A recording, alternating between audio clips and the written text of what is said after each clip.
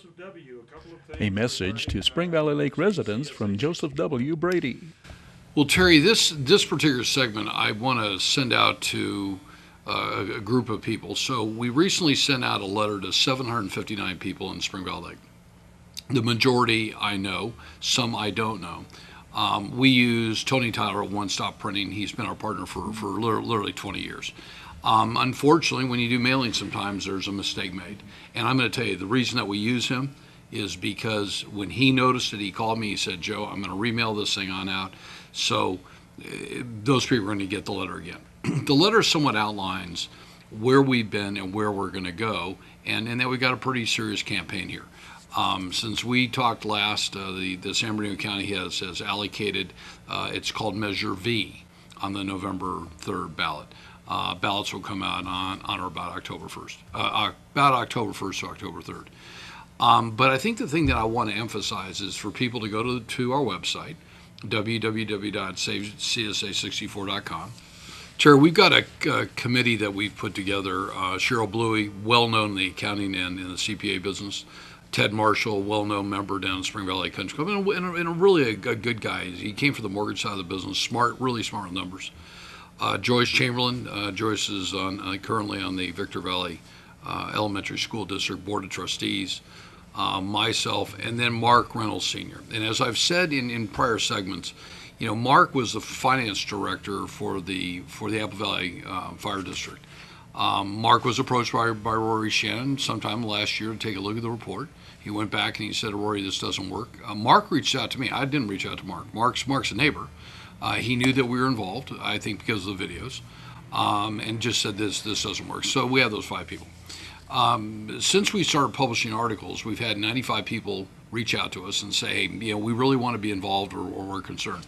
But let me tell you a couple funny things that have happened. This one happened this week, so we just got back from Sedona. This person's name is Ron. We'll just say Ron H.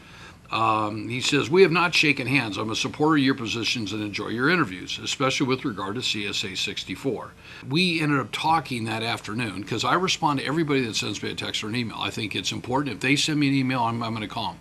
And he said, Joe, I've lived in Spring Valley Lake since the late 1980s. He's a former, he's a former Marine. He knows a real good personal friend of ours. So as we talked the other day, we had some commonality. Then I get a rather interesting email that came in from a gentleman. We'll call him Randy. He says, hello, my name is Randy and I currently live here in Spring Valley Lake. I've worked for CSA 64 Water and Sanitation for 25 years. I feel that the community is moving away from county CSA is a huge mistake. During my career with the county, I've witnessed this 3 times with other CSAs going to CSDs. One of the biggest selling points CSDs try to push is the cost of the service. Without fail, they have all raised their price on services within a couple of years. I didn't know this guy.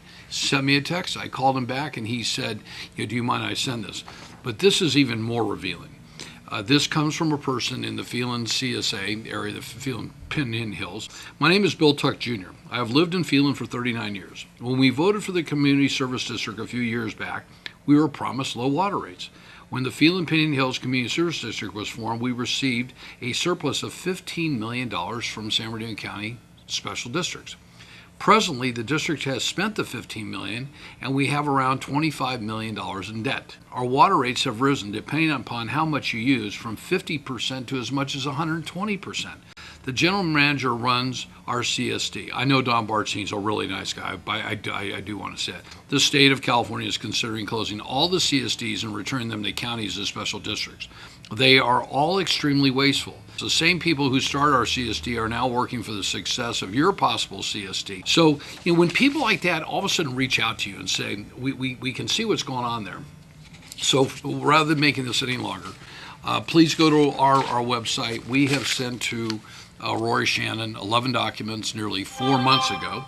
I've invited you, Rory, to debate multiple times. You won't show up. You won't be there. This is our community. Rory, you and I just disagree on this issue. I've lived in Spring Valley Lake for 32 and a half years. I have no dog in the game. I'm going to eventually sell our homes there. I'm going to continue to be a resident of the high desert for a very long period of time. But I'll tell you, when I get the calls I have from elderly people that just don't want to see, and you know, Terry, I think I told you this last time, the Daily Press in 2017, I think I gave you a clip of it, showed that the cheapest water rates in the entire high desert region, and this was an article about Liberty Mutual and the lawsuit with the town, was in a little place called Spring Valley Lake. So as many people have said, if it's not broken, don't fix it. I take my hat off to Steve Samaras' incredibly great staff at CSA.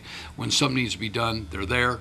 We saw something the other day. We called them up in 2 hours. It was taken care of. I mean, that's what you want. I mean, sometimes we don't get that kind of service, I think, from Spring Valley Lake and in our homeowners association, which is another segment we'll talk about. So, thanks.